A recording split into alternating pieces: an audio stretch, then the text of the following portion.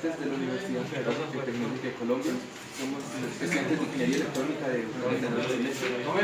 En este video vamos a explicar un modelo enfocado a pruebas de crash test para la materia de modelado y sistemas del ingeniero Eduard Caro. Los integrantes del grupo: Harold Peña, Camilo Acevedo, Wilmer Gutiérrez y quien les habla, Luis Fernando Rivera. Para las pruebas crash test utilizamos un sistema de riel para asegurar que el vehículo no salga de su camino y además fluya ande en línea recta. Utilizamos también un sistema de poleas impulsados por un motor para asegurar que el vehículo corra en dirección, vaya en reversa, acá para que impacte con un sensor FSR, como lo vemos acá, para registrar el impacto. Además de ello tenemos un circuito en donde quisimos aumentar la corriente para el motor y no tener la necesidad de llevar el motor a una zona de saturación, sino garantizar una buena corriente a un cierto voltaje que está regulado por un transformador. El motor cuenta con unas especificaciones de 1000 RPM y por medio del circuito lo pudimos elevar de 1000 RPM a 1500 RPM, pues para asegurar que pueda impulsar la masa del carro y pues no tener retardos en el camino del motor. Hicimos un circuito de acondicionamiento. Tenemos los sensores, que es el MMA 7361, que son acelerómetros, y dos acelerómetros, uno va en el carro y otro va en el dummy, y un sensor FSR 400, que es el sensor de fuerza. Aquí tenemos el circuito, estas resistencias para, como los sensores los alimentamos, se puede alimentar de dos maneras, ya sea 5 voltios o de 3.3 voltios. Y si se conecta a 3.3 voltios, la entrada SL Slip se conecta a 3.3 para que nos genere un bajo consumo.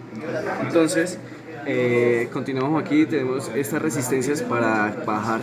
Normalmente aquí nos genera el cargador, nos genera 5 voltios, entonces estas resistencias hace que los circuitos, los dos sensores reciban un voltaje 3.3.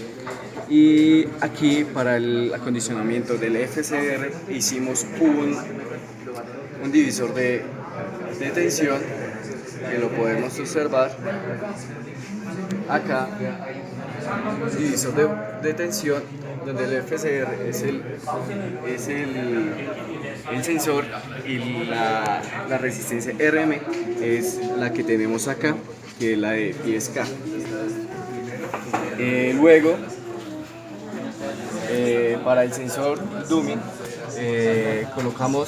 conectamos aquí el eje X, eje Y, tierra, eje X y eje Y, porque ya el dummy, el muñeco del dummy se mueve ya sea hacia el eje X o hacia el eje Y. Y en el acelerómetro del carro solamente colocamos el eje X, porque el carro solamente se va a mover en un sentido. Estos acelerómetros son acelerómetros que pueden medir, pueden ser diferentes aplicaciones, inclinómetros, y entonces pues pueden utilizar los tres ejes, el X, el Y y el Z. Y ya. Vamos a capturar los datos de nuestras pruebas de crash test por medio de una interfaz en LabVIEW. Entonces, la interfaz en LabVIEW se compone por una tarjeta de adquisición de datos, la cual va a tomar los valores obtenidos desde los dos acelerómetros, uno implantado en el carro y otro implantado en el dummy, y el sensor de fuerza, que fue un 405. Entonces, como podemos ver, en la parte superior de acá tenemos una gráfica que nos va a tomar todos los datos y los va a juntar todos. Posteriormente, en las gráficas que se encuentran en esta parte de acá, se hace un acondicionamiento donde se pasan los datos analógicos a valores digitales. Este 0.8 que está colocado acá equivale a 800 milivoltios, que por ¿Por qué? Por especificaciones del fabricante de los acelerómetros lo recomienda, puesto que como se usa el sensor en 1.5 Gs, o G sería, lo podemos definir como la fuerza de la gravedad, entonces por eso se debe colocar ese valor ahí. Entonces, después de eso, a la salida de cada promedio, tenemos los valores, o sea, las gráficas individuales de cada sensor, específicamente para después hacer su comparación. Entonces,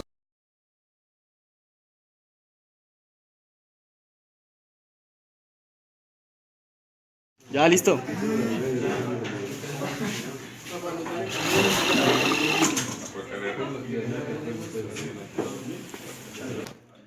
entonces, después de hacer la prueba, aquí en la interfaz gráfica de la View nos permite visualizar los valores obtenidos por cada sensor. Entonces, en esta parte de acá podemos visualizar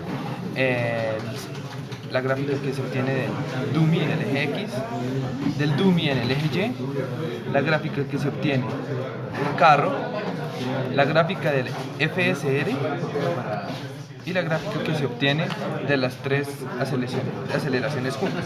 Entonces, este programa nos permite exportar los datos a Excel para hacer una comparación mejor de ello. Entonces, al hacer la comparación, tenemos acá los datos respecto al tiempo que transcurre el dummy en el eje X, el dummy en el eje Y, el carro y el FSR. Entonces, al hacer la gráfica podemos visualizar la comparación que tendríamos entre el dummy y el carro. Esa sería la gráfica para el dummy y el carro. Entonces, aquí podemos visualizar que los datos, o sea, las muestras que adquirimos de la tarjeta de adquisición de datos para la prueba de crash test. Entonces, la gráfica azul hace referencia a la aceleración que tiene el dummy en el eje X y la gráfica naranja hace referencia a la aceleración que emplea el carro al momento del impacto. Entonces, de esta gráfica podemos decir que la gráfica azul presenta más oscilaciones, puesto que a lo que se presenta el impacto, como el cuello del dummy es un resorte, entonces el resorte va a tender a hacer sus movimientos hacia adelante y hacia atrás. Por eso se ven esas oscilaciones hasta que después de un tiempo, cuando ya termina el impacto y se detiene todo el sistema, la gráfica tiende a estabilizarse. Ahora, me avisas, espera. Listo ya. Listo. Ahora en esta otra gráfica podemos ver la relación que existe entre el tiempo, la gráfica carro y la gráfica de la aceleración del dummy. Entonces, del carro y el FSR. Entonces, aquí podemos ver que en esta sección de acá hace alusión al momento en el cual se tiene el impacto. Entonces, podemos ver que en el momento en el que hay el impacto, el FSR nos muestra como un impulso y la aceleración en este momento sería máxima, empezaría a decaer. Entonces ahí podemos ver que las dos gráficas están en fase porque este momento acá es el impacto, aproximadamente 52 milisegundos aproximadamente, que es donde sucede el impacto, y después de ello se visualiza la desaceleración.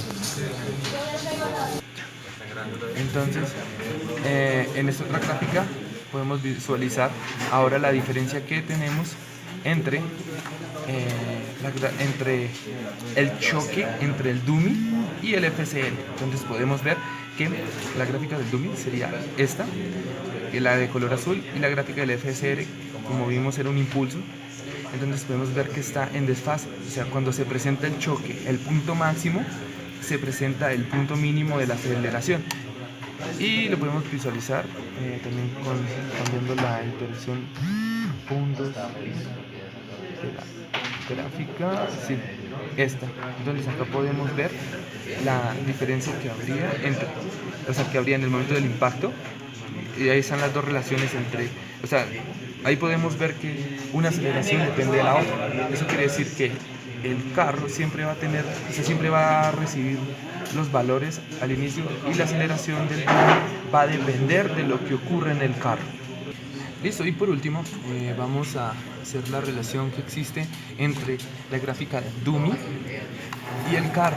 Entonces el punto crítico, como habíamos señalado, va a haber aproximadamente 50-52 milisegundos, que es el momento en el que ocurre el impacto. Y aquí es donde está la relación. En esta gráfica estamos visualizando la relación que hay entre la aceleración del dummy y la aceleración del carro. La zona crítica, como se dijo previamente, está en este punto de acá, con estos puntos de acá, donde se ve esta unión, es el momento exacto donde ocurre el impacto, donde una aceleración depende de la otra. Y ahora, para finalizar la parte de la view, lo que se hace ahora es sacar un promedio entre todos los datos. Se hizo un promedio de cada 10 datos. Entonces, esta tabla nos corresponde al tiempo, esta corresponde a la aceleración del dummy y esta corresponde a la aceleración del carro. Entonces, al graficarlas, podemos observar que tenemos esta gráfica de este estilo. Obtenemos esta gráfica de este estilo. Cuando se realiza la ecuación diferencial de este modelo, este es un modelo de Kelvin-Maxwell que contiene un resorte en serie con un amortiguador y este sistema está en paralelo con otro resorte en medio de dos masas. Entonces, al resolver la ecuación diferencial, esa respuesta particular, entonces en esta gráfica vemos el promedio que se obtiene de las dos aceleraciones. Entonces con la otra gráfica, cuando se resuelve la ecuación diferencial, se obtiene que la gráfica es de esta manera. Podemos ver una oscilación, en esta parte de acá, lo cual, al comparar con la ecuación, tienen cierto parecido. Primero se ve una oscilación negativa, una oscilación positiva y el sistema tiende a estabilizarse y se termina el proceso. Podemos ver acá que, totalmente no se está en un cero absoluto porque los acelerómetros nos van a marcar un offset, el cual es muy claro en las dos gráficas, pero prácticamente esto era lo que se pretendía demostrar matemáticamente y experimentalmente. Esa es la prueba de hecho. Para realizar el modelo matemático de este sistema nos guiamos sobre el modelo de Kelvin-Maxwell, por lo cual obtuvimos esta ecuación diferencial que es de orden 2. Para poder hallar el desplazamiento tuvimos que desarrollarla, donde obtuvimos esta ecuación que es la del desplazamiento. Después de tener la ecuación de desplazamiento, realizamos la simulación en Simulink de MATLAB, en la cual la obtuvimos de esta manera. Obtuvimos la curva que obtuvimos la curva del desplazamiento, en la cual podemos observar que a medida que transcurre el golpe, el desplazamiento empieza a disminuir. Esto debido al choque. Para realizar la otra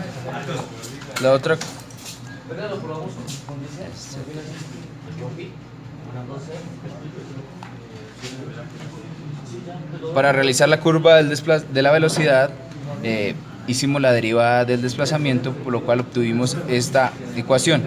En el Simulink es representada por este scope, el cual nos entrega la velocidad. Al observar, podemos mirar que a medida que este es el punto en el que hubo el choque, a medida que el carro choca la pared, empieza a disminuir la velocidad hasta un punto que llega a 0. Y de la misma manera, para poder encontrar la aceleración, derivamos la velocidad, por lo cual nos encontramos con esta ecuación, la cual es representada por el siguiente scope, que es el de la masa por la aceleración, lo cual nos representa la fuerza. Y en el cual podemos observar donde hay un sobrepico, el que también representa la misma gráfica del FCR. Comparando las simulaciones de Simulink con las pruebas de crash test, podemos observar que la fuerza nos da de la misma manera, lo cual nos representa que el modelo matemático es igual al modelo real que hemos simulado. Aquí podemos observar la ecuación de transferencia donde se puede observar que es un sistema subamortiguado, ya que el zeta es menor a 1, el tau es de 0.35 y se estabiliza a los 3 segundos. Este sistema posee dos polos complejos conjugados, esto debido a que es un sistema de orden 2.